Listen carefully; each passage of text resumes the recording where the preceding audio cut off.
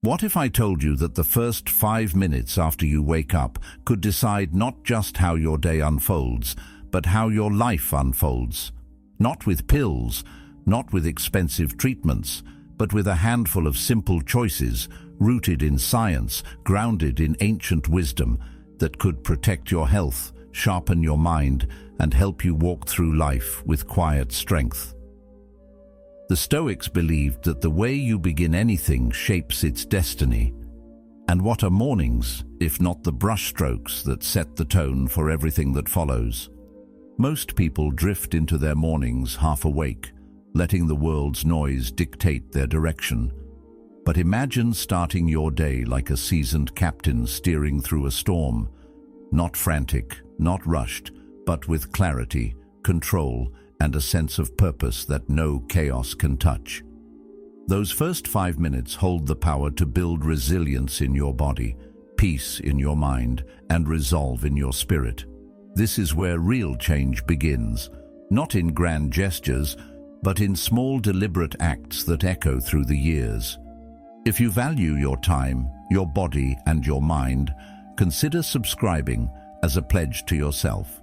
Let it mark the moment you stop drifting and start living deliberately, building a life worthy of your finite days. Step 1. Wake up your body with water. You know that strange, heavy feeling you sometimes get in the morning, when your eyes are open but your body feels like it's still somewhere deep in the night? That's not just laziness or not being a morning person. It's biology. Your body has been quietly working through the night, repairing tissues, regulating hormones, sorting through memories, and it's been doing it all without taking in a single drop of water. As you sleep, you lose moisture with every breath and through your skin. By the time the sun is up, you're running on the last drops in your tank. You may feel like you've rested, but on the inside, you're already playing catch-up. And here's the strange part. Most people respond to this internal drought by pouring in coffee first thing. Don't get me wrong, coffee has its place, but right after waking. It's like firing up an engine without oil. You might get moving, but you're forcing the machine to work harder than it should. The fix is so simple, it's almost too easy to dismiss. Drink a glass of room temperature water with a squeeze of lemon the moment you wake up. No excuses, no delay. Before the phone, before the news, before even thinking about coffee. Why room temperature? Because your body has just emerged from hours of rest, and in this delicate moment, your system needs to expand, not contract. Cold water makes blood vessels tighten. Room temperature water allows them to open, encouraging a smooth flow through your entire system. The lemon is not just for taste.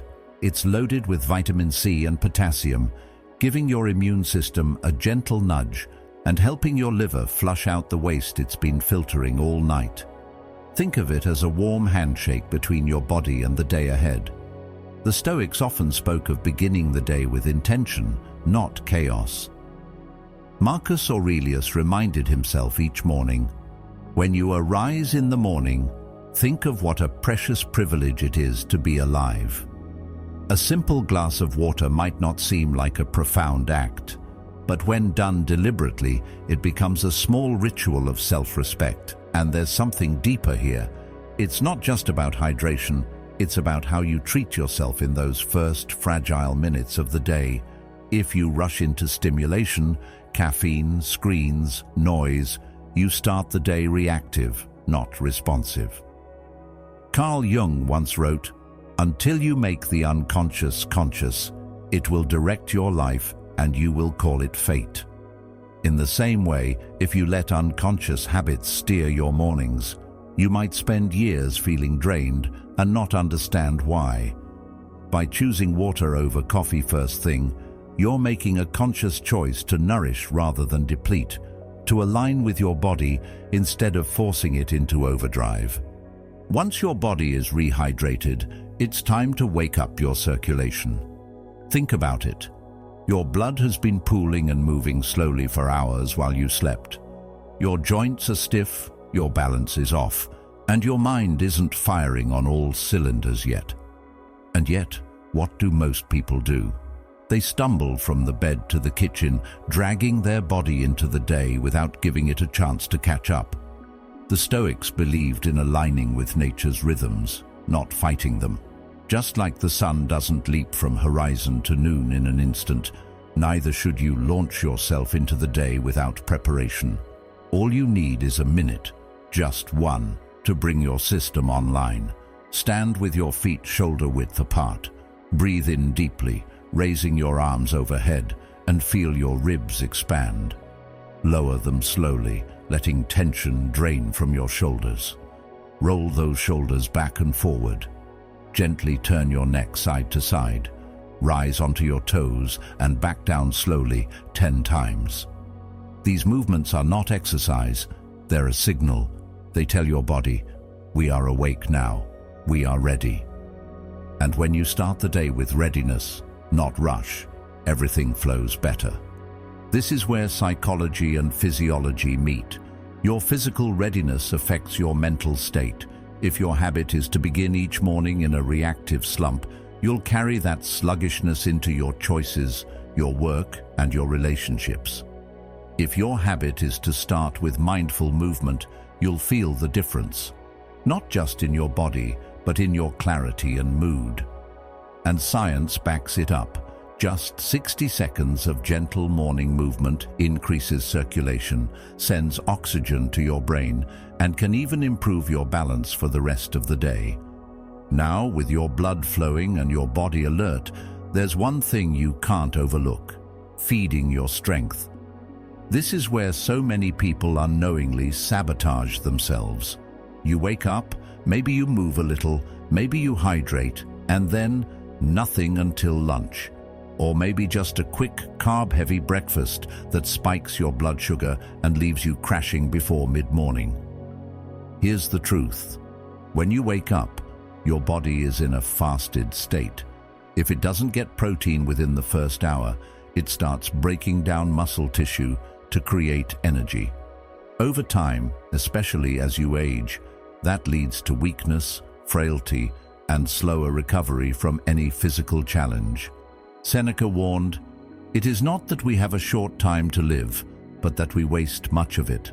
In this case, it's not time you're wasting, it's strength. You don't need a massive breakfast to stop this process. A simple protein shake, a couple of boiled eggs, a spoonful of Greek yogurt with protein powder. Small, quick, and easy. Done consistently, this one habit can preserve your muscle mass for years. It also balances blood sugar, curbs cravings, and sharpens your mental focus. Think of it as putting bricks into the foundation of your house each morning. Without them, the structure weakens. With them, it stands strong against the years. And here's the part most people don't realize. Your physical strength is directly tied to your independence. The day you can no longer carry your groceries, get up from a chair without help, or walk a mile without resting is the day your freedom shrinks. Feeding your strength is not just about looking good, it's about living free. But even strength won't carry you far if you lose mobility. After a night of stillness, the fluid in your joints thickens, making movement stiff and sometimes painful. Push your body too quickly in that state, and you risk inflammation or injury. The answer: 90 seconds of mobility work right after your circulation reset. Sit on the edge of your bed, rotate your ankles 10 times each way, then your knees. Stand. Twist gently from the waist side to side, lean left and right. Roll your shoulders again and take a deep breath. These aren't workouts. They're invitations to your body, signals that you value its years and respect its limits. Epictetus once said, "The key is to keep company only with people who uplift you, whose presence calls forth your best." If you want to be the kind of person who moves with ease well into your later years, then you have to keep company with habits that uplift your body, not wear it down. The small, unglamorous things that keep that freedom alive. Finally, there's the mind. You can have a hydrated body, flowing blood, strong muscles, and supple joints. But if your mind is clouded, anxious, or scattered, the day can still slip away from you. The problem is, most people let the world in before they've even had a chance to center themselves. The phone buzzes, the news shouts, and suddenly you're carrying the weight of the world before you've even brushed your teeth. Carl Jung observed, "People will do anything, no matter how absurd, to avoid facing their own souls." That's why I believe the last step of your morning should be mental clarity. Take 1 minute, just one, before you touch a screen to sit in silence. Close your eyes and replay yesterday in reverse. What was the last thing you did before bed? Who did you talk to? What did you eat? What color was the sky in the afternoon? This isn't just about memory, it's about presence. Neuroscience calls this building cognitive reserve, the brain's ability to adapt and stay sharp even as you age. The Stoics called it living with awareness, knowing where you've been so you can see clearly where you're going. Hydration, movement, nourishment, mobility, clarity.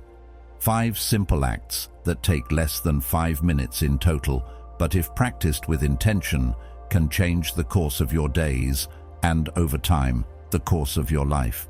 And here's the deeper point. These aren't just health hacks.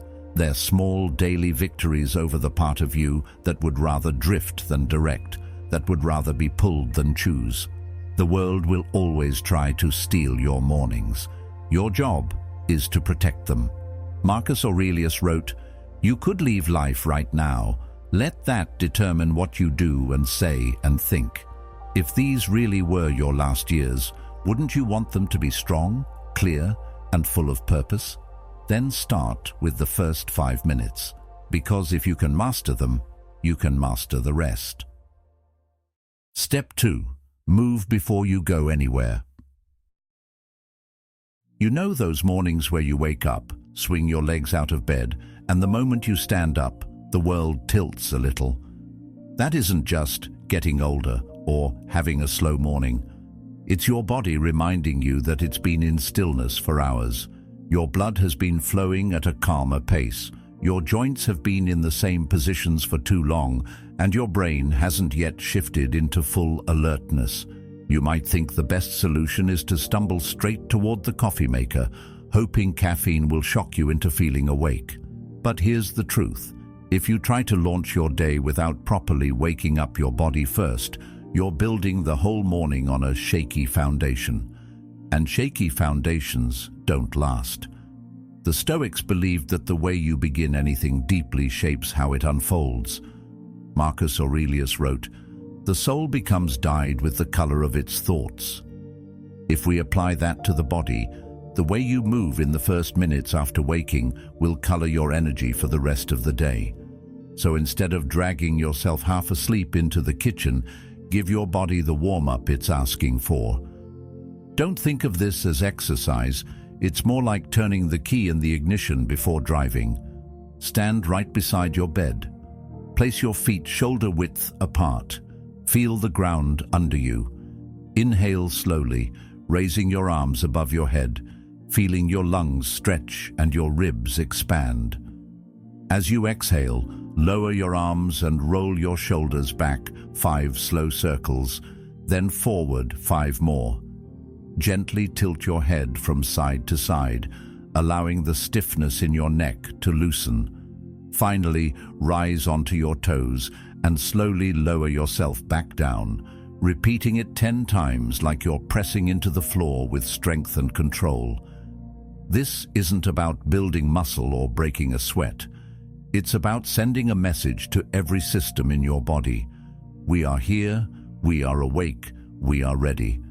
Carl Jung once said, "Who looks outside dreams, who looks inside awakes." In a way, this small ritual is doing both. You're waking up inside your body and preparing it to meet the outside world. And while it might seem insignificant, this 1-minute wake-up changes more than you think. When you breathe deeply and move with intention first thing in the morning, you're increasing oxygen flow to your brain. That extra oxygen sharpens your mental clarity, stabilizes your balance, and even lifts your mood before you've had a single sip of coffee. The act of rolling your shoulders, tilting your neck, and rising on your toes gently resets your circulation, helping to prevent that dizzy, off-balance feeling you sometimes get. Think of it like gently turning on the lights in a dark room instead of flooding it with a blinding flash. You're giving your body time to adjust, to align, to prepare. Seneca wrote, "Begin at once to live and count each separate day as a separate life." If each day is its own lifetime, then these first minutes are the birth of it. How you start will influence everything that follows. There's also a deeper psychological effect here. By pausing to wake your body before diving into the day, you're breaking the cycle of rushing. Most of us live in a constant state of go, go, go, without realizing that we've trained ourselves to be reactive instead of intentional. That 1 minute of movement isn't just a physical reset, it's a mental one. It's you telling yourself, "I am in control of my day. My body moves when I choose, not just when life pushes me." Imagine this for a moment. You wake up, and instead of feeling like your body is dragging behind your mind, the two start the day together, in sync. You're not rushing to catch up to yourself. You're not forcing alertness through caffeine or jolting your system awake with stress. You're grounded, your breathing is steady, your balance is sure. This state doesn't just make you feel better, it affects your choices. A body that starts the day balanced and oxygenated is less likely to crave a sugar rush mid-morning. A mind that starts the day calmly engaged is less likely to react impulsively to stress. Epictetus said, "First say to yourself what you would be, and then do what you have to do."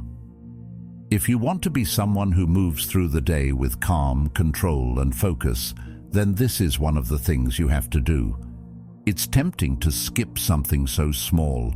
A minute can feel like nothing, especially when the day ahead feels overwhelming. But here's the thing, if you don't have 1 minute for your body, the rest of the day will take its toll without asking permission. These subtle morning movements work like armor, protecting you from the stiffness, imbalance, and low energy that creep in when you start cold. They're also a reminder of something the Stoics valued deeply, that the mind and body are not separate in their functioning. To tend to one is to tend to the other. Marcus Aurelius advised himself, "You have power over your mind, not outside events.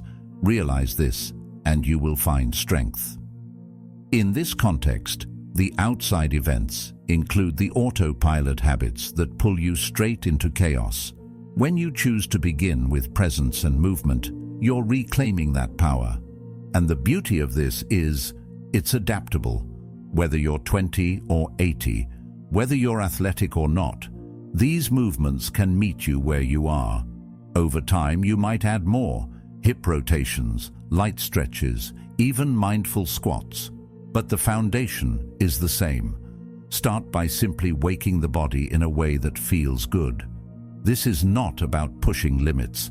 It's about honoring what your body has already done for you through the night, repairing, restoring, keeping you alive, and now preparing it to carry you through the day. Jung's words come to mind here. Your vision will become clear only when you look into your own heart. Who looks outside dreams, who looks inside awakes.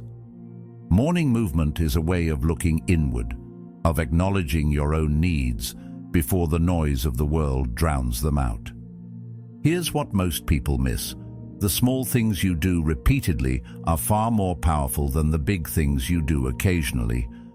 A dramatic workout once a week can't undo the strain of ignoring your body every morning. But a consistent minute of mindful movement each day can create a chain reaction: better posture, improved energy, sharper focus, and a more grounded mindset.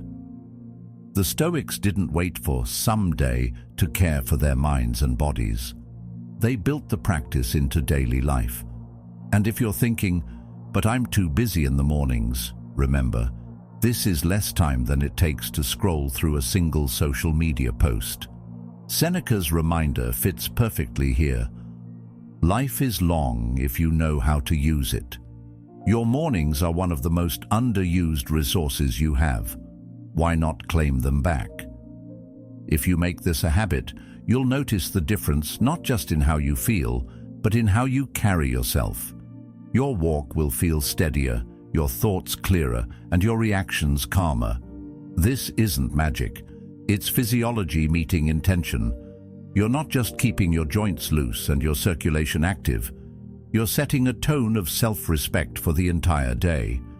And self-respect, as the Stoics would remind us, is at the root of all discipline. Aristotle's wisdom applies here. The energy of the mind is the essence of life. When your body and mind are both energized in harmony, life feels more manageable, more purposeful. And all it takes is one mindful minute before you step into the stream of your day. In the end, it's not about whether you have time for this. It's about whether you value your time enough to use it well. Each morning gives you a choice. You can start on autopilot, letting habit and hurry drag you along, or you can take the wheel, set your pace, and begin with clarity. That 1 minute by your bed isn't just movement, it's a statement. It says, "I will not rush my start. I will not let the world dictate my first steps. I choose to begin on my terms." And when you start your day like that, you carry that quiet power into everything else. Step 3. Feed your strength early. You ever notice how some people seem to get weaker year after year, even though they're not doing anything obviously wrong? They're not sick, they're not bedridden, but their grip gets softer, their steps shorter, their energy lower. Most chalk it up to getting older, but there's a hidden process happening that no one warns you about. It starts quietly, right after you wake up. You open your eyes, go about your morning, and think you're fine. But inside, your body is already making a choice, where it's going to get its fuel from. And if you haven't eaten, it's not reaching for some magical reserve of energy. It's taking it from your own muscles, slowly, silently, every single day. That process is called catabolism, and it's a slow thief. You don't notice it right away, at least not until you find yourself struggling to carry the groceries, open a jar, or climb stairs without feeling it in your bones. The Stoics often spoke about guarding what is precious, and Marcus Aurelius reminded himself, "You must build up your life action by action, and be content if each one achieves its goal." In the same way, you build or lose your strength action by action, morning by morning. This is where most people underestimate the power of early nourishment. It's not about eating a giant breakfast or forcing yourself into a full meal before you're ready. It's about giving your body the raw materials it needs to protect what you've worked for: your muscle mass, your stability, your ability to move through life without depending on others. A scoop of protein in water or milk, a couple of boiled eggs with a pinch of salt, a bowl of Greek yogurt with a spoon of protein powder stirred in. Small, quick, clean, that's all it takes. The moment you do this, you're sending your body a message: "Don't touch my muscle, I'm fueling you the right way." Carl Jung once said, "The privilege of a lifetime is to become who you truly are." Well, who you truly are physically is shaped by the habits you repeat. You can't be strong in the years ahead if your daily pattern chips away at you now. The beauty of this habit is that it doesn't require much effort, but the return is enormous. Protein in the morning stabilizes your blood sugar, meaning you don't crash mid-morning and reach for sugary snacks. It tames those random cravings that can throw your diet off course. It also sharpens your focus because your brain thrives on steady energy, not peaks and valleys. If your repeated act is to skip protein until lunch, You're repeatedly telling your body to burn through itself to survive. But if your repeated act is to feed it well in the first hour, you're building a habit of preservation, of strength, of excellence in the simplest form. There's also a deeper philosophical layer to this. The Stoics believed in living in harmony with nature, understanding what your body and mind truly need, and providing it without excess, without delay. In the natural world, the first moments of the day are for replenishment. Animals don't wake up and wait 6 hours to eat. They instinctively restore their energy to face the demands ahead. Epictetus reminded us, no great thing is created suddenly, any more than a bunch of grapes or a fig. If you tell me that you desire a fig, I answer that there must be time. Let it first blossom, then bear fruit, then ripen. If you want to be strong, capable, and independent, then you have to do what preserves those qualities, building them little by little each day. That starts with protecting your muscle mass now, before it's gone. And here's the thing, once muscle is lost, it's far harder to get it back. Science backs this up. After about age 30, most adults naturally lose 3 to 5% of muscle mass per decade if they're not actively working to maintain it. That decline accelerates after 60. But this isn't inevitable decline, it's preventable.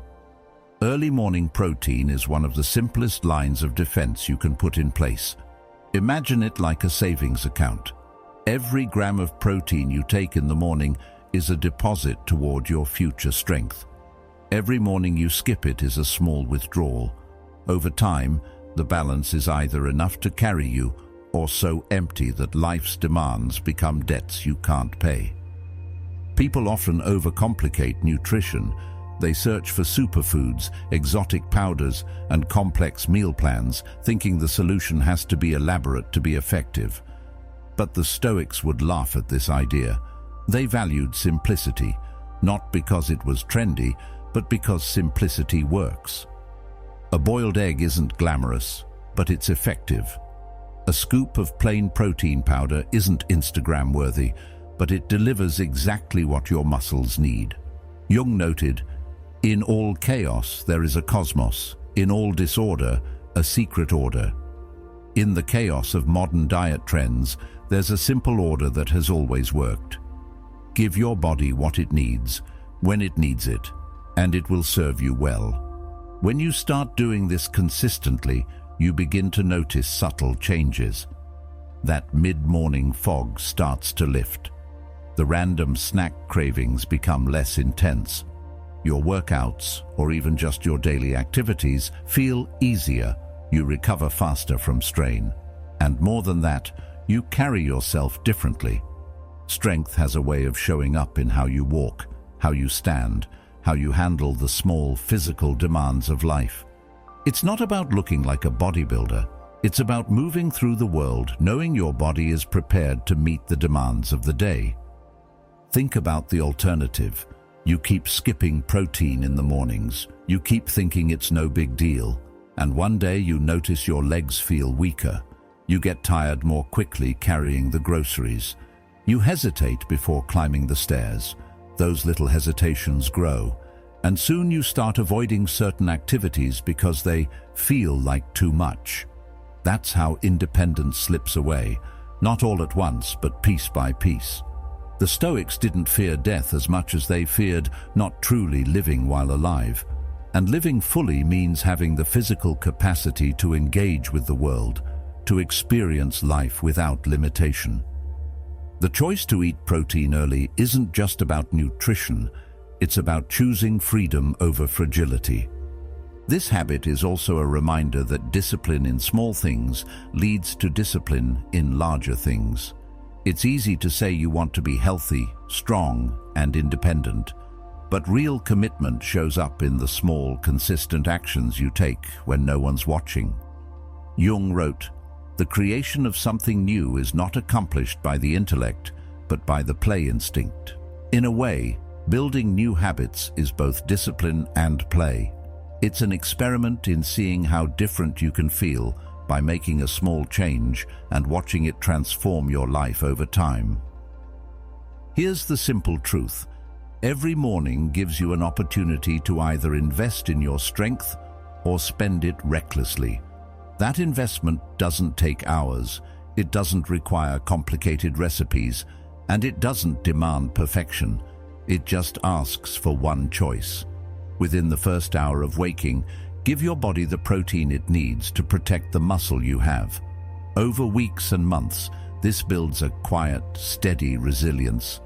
You may not notice it in a single day, but when life challenges you, whether it's carrying a heavy bag, hiking a hill, or simply playing with your kids or grandkids, you'll feel the difference. In the end, early morning protein is more than a health tip. It's a daily practice of valuing yourself. It's choosing not to let time and neglect take what you've worked for. It's aligning your actions with your intentions, which is at the heart of Stoic philosophy. Each morning is a chance to prove to yourself that you care enough to protect your future, even in the smallest way. So tomorrow, when you wake up, remember this. Your body is already deciding where to pull its fuel from. Make sure you give it a better option. And in doing so, you're not just feeding your body, you're feeding the life you want to live. Step 4. Loosen your joints, keep your freedom. There's something strange that happens to your body while you sleep. You drift off, thinking you're resting, and for the most part you are. But while your muscles and mind are taking a break, your joints are quietly settling in. They're not moving, not flexing, not rotating. And in that stillness, the fluid that normally keeps them gliding smoothly, the synovial fluid, starts to thicken. You don't feel it immediately, but it's there, waiting for you in the morning. Then, the moment your feet hit the floor, you're asking your body to perform, sometimes to carry weight, twist, bend, or reach, without giving it any time to prepare. That's when the grinding starts. Not loud, not dramatic, but enough to create friction between surfaces that were designed to move effortlessly. Over days, months, and years, that friction becomes stiffness. Stiffness becomes pain. And pain, if left unchecked, can quietly steal away your freedom of movement. The Stoics believed that the body was an instrument of action. If you fail to care for it, you limit the scope of your life. Marcus Aurelius once wrote, "The impediment to action advances action. What stands in the way becomes the way." But when the impediment is preventable joint stiffness, it's foolish to let it stand in the way at all. The truth is, most people only notice mobility when they lose it. You don't think twice about bending to tie your shoes until one day it's a struggle. You don't think about twisting to grab something from the back seat until you feel that sharp, limiting pull. We tend to assume these limitations are inevitable, a natural part of aging, but that's not the full story. While time plays its role, neglect plays a much bigger one. Carl Jung said, "We cannot change anything until we accept it." Condemnation does not liberate, it oppresses. Accepting that your body will change over time is wise. But resigning yourself to losing function just because you're getting older, that's not acceptance, that's surrender. The fix is simple, almost deceptively so. All it takes is 90 seconds after you've rehydrated and reset your circulation. Think of it as giving your joints the green light before you ask them to handle the weight and complexity of the day. Sit at the edge of your bed, feet flat on the floor. Rotate your ankles slowly, 10 circles in one direction, then 10 the other. Feel the subtle stretch, the fluid beginning to warm and loosen. Then move to your knees, gentle rotations, nothing forced. Stand up, twist your torso side to side, letting your spine gently wake up. Lean to the left, then to the right, feeling your sides stretch and your core muscles engage. Roll your shoulders forward, then back, breathing deeply with each motion. This isn't exercise in the traditional sense, it's conversation. You're telling your body, I value you enough to start gently. I won't throw you into the fire without first lighting the match. When you make this a habit, you'll start to notice something subtle yet powerful. Tasks that used to cause discomfort, reaching up to grab something, bending to pick something off the floor, twisting to look over your shoulder, begin to feel easier again. The fear of tweaking something starts to fade.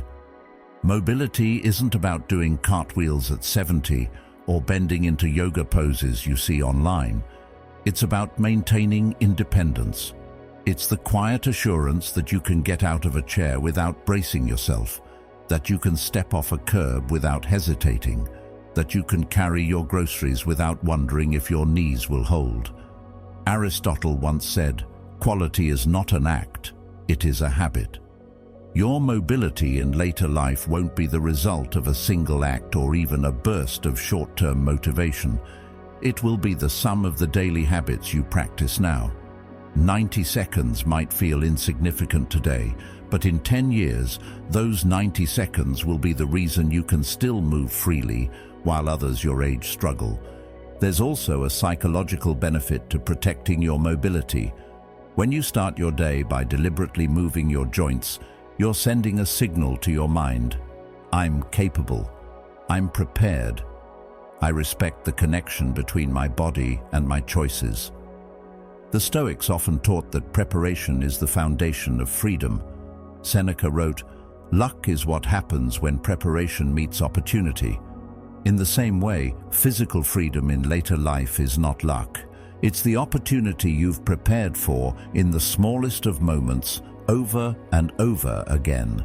90 seconds in the morning isn't much, but it's the opportunity to build a foundation you'll stand on for decades. Think of the alternative. Skip the habit and stiffness slowly takes root. You start compensating, avoiding certain movements, taking shorter steps, relying on furniture to get up. These small adjustments snowball, and before you know it, your world shrinks. You avoid the long walks, you hesitate to travel, you pass on opportunities not because you don't want them, but because you physically can't take them. Mobility work is a humble practice. There's no applause, no visible transformation overnight.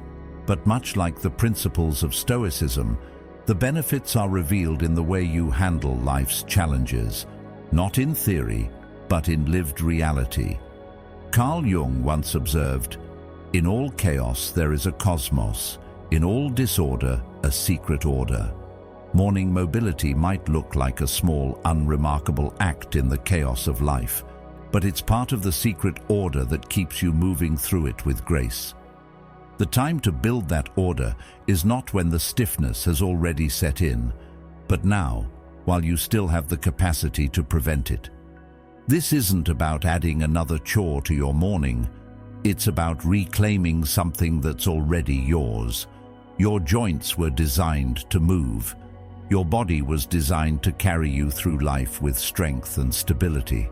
But design alone isn't enough. It's maintenance that keeps the design functional. Aristotle taught, "We are what we repeatedly do." Excellence, then, is not an act, but a habit. Excellence in movement is no different. You earn it in the smallest, most consistent ways. And when those ways take less than 2 minutes, the real question becomes, what's the cost of not doing it? When you look at mobility as the foundation of independence, everything changes. You're no longer thinking, "I should stretch so I feel good today." You're thinking, "I will move so I can live well tomorrow." That shift from short-term comfort to long-term capability is where true discipline lives. If you would be free, if you would be strong, if you would be able, then you must do what preserves those qualities. Not in grand gestures, but in humble, repeated acts. 90 seconds a day. That's the investment. And the return? A life that stays open, wide, and within your control for as long as possible. Step 5. Clear your mind before the world fills it. There's a moment right after you wake when the world is still quiet. The light is soft, your thoughts are your own, and nothing has rushed in yet to claim your attention. But for most people, that moment lasts about 3 seconds, just long enough to reach for their phone. The glow of the screen spills into their eyes, and instantly they're somewhere else. In someone's vacation photos, in the headlines of a world on fire, in a flood of notifications that demand their mind before it's even had a chance to stretch. And just like that, they've handed over the wheel. The rest of the day is spent reacting to what's been thrown at them instead of shaping it from within. The Stoics warned us about this kind of surrender. What if you did it differently? What if you treated those first minutes not as a warm-up for the chaos, but as sacred space, yours alone? Before you touch anything digital, before you scroll or check or reply, sit quietly for 1 minute.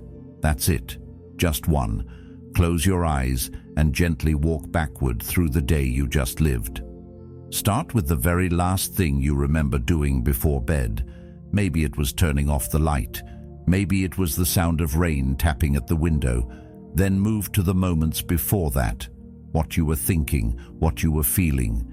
See the people you spoke to, recall their words, their expressions. Picture the color of the sky, the smell of the air, the taste of the food you ate. Go all the way back to the morning, retracing the steps like you're following a thread through time. At first, this might feel odd or even pointless. Your mind will want to skip, to jump ahead, to think about today instead. But keep bringing it back. You're not doing this to be nostalgic. You're doing it to sharpen the most powerful tool you have, your awareness. Neuroscientists call this building cognitive reserve, the brain's ability to adapt, to stay sharp, to resist decline even as you age. In the same way that lifting weights strengthens your muscles, this kind of deliberate recall strengthens the neural pathways that keep your mind agile. And it's not just about memory, it's about presence. Carl Jung said, "Your vision will become clear only when you look into your own heart. Who looks outside dreams. Who looks inside awakes." This practice is looking inside, not to judge, but to awaken. It's worth remembering that in Stoic philosophy, the morning was never meant to be rushed. Epictetus told his students to take time to prepare their mind before stepping into the demands of the day. This wasn't laziness, it was strategy. A soldier doesn't walk into battle without checking his armor. A sailor doesn't leave the harbor without charting the course. Why would you step into your day without first making sure your mind is steady? This 1-minute exercise is your armor check. It tells your mind, I am awake, I am aware, I choose how I enter the world. And here's the thing, you'll start noticing changes. After a week or two of this, you might catch yourself remembering details you would have lost before. The name of the street you walked down, the face of the cashier who handed you change, the scent of the coffee shop as you passed. Your mind will start holding on to things it used to toss away without a second thought. And the more details you notice, the more vivid your days become. Seneca once observed, "As long as you live, keep learning how to live." Often we fail to notice life simply because we've stopped paying attention to it. This practice also reshapes your relationship with time. When you replay yesterday in reverse, you see how it was made, moment by moment, choice by choice. You notice the patterns. Maybe you spent hours lost in things that didn't matter. Maybe you lingered in a conversation that filled you with energy. You begin to see what serves you and what drains you. This is self-knowledge, and the Stoics considered it the foundation of a good life. Marcus Aurelius reminded himself daily, "Look well into thyself. There is a source of strength which will always spring up, if thou wilt always look."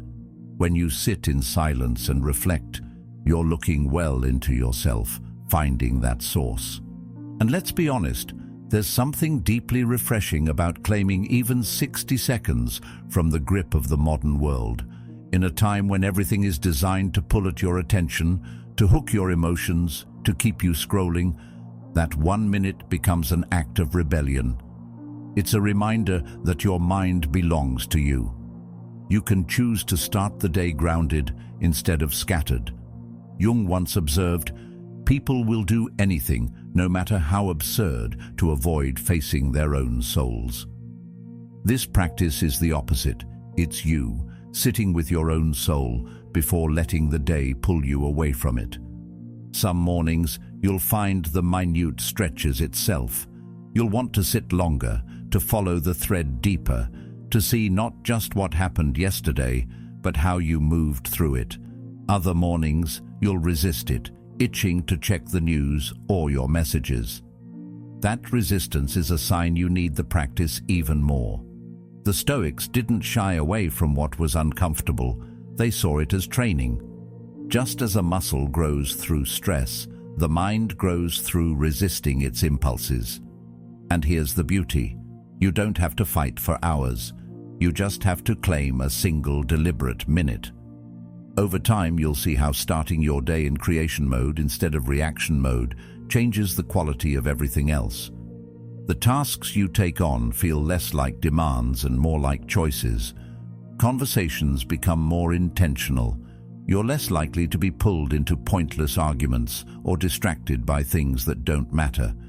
You begin to live, as the Stoics would say, according to nature, in alignment with what is essential, not what is noisy. Aristotle taught, knowing yourself is the beginning of all wisdom. This minute is a daily step toward knowing yourself better. So tomorrow morning, when the urge hits to grab your phone, pause. Let that urge pass. Close your eyes. Follow yesterday backward like a river returning to its source. See it, feel it, remember it. And when you open your eyes again, carry that clarity into your day. You'll find that the noise of the world still comes, but it no longer dictates the rhythm of your mind. You've already chosen your own. Because in the end, this isn't just about memory or brain health. It's about ownership. Ownership of your attention, ownership of your time, ownership of your life. Every day is a page you can't rewrite, but you can choose how the next one begins. Protect those first minutes. Guard your mind. Live with intention, because the way you start is the way you live. Thank you for being a part of Stoic Journal. Now, choose your next step wisely and watch one of the videos on your screen to keep building the strength and clarity you deserve.